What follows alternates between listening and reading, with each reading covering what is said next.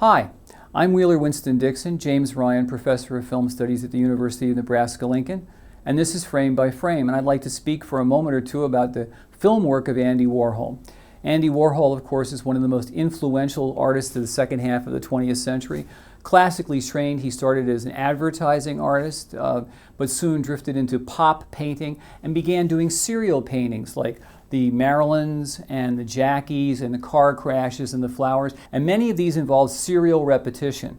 This led him to become interested in filmmaking because he essentially was taking the same frame and repeating it over and over again. So buying a simple 16mm camera, he began to make 100-foot screen tests of anyone who dropped by his studio, which was called The Factory on East 47th Street near the United Nations.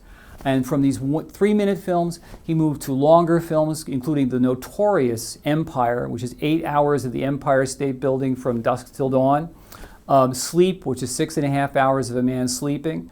And as he continued, he moved from silent films into sound films, with films like Vinyl in 1965, which is the first version of A Clockwork Orange, and which is much better than the Kubrick version in my estimation. And Andy Warhol was also one of the first openly gay artists to bring this sensibility before the screen. He made a film, for example, called Lonesome Cowboys, which is the first gay Western, years before Brokeback Mountain.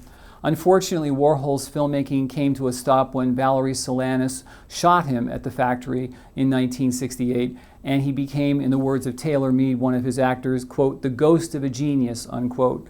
But his films, which really reshaped the way that we look at movies, particularly in his film Chelsea Girls, which takes two images and runs them side by side in a split-screen cinemascope image showing New York City in the 1960s perhaps better than anyone else could. Warhol is an authentic American original. Unfortunately, his films are not on DVD. They're at the Andy Warhol Museum in Pittsburgh, Pennsylvania, but his work is certainly worth a look if you want to understand 20th century American contemporary culture. My name is Wheeler Winston Dixon, and this is Frame by Frame.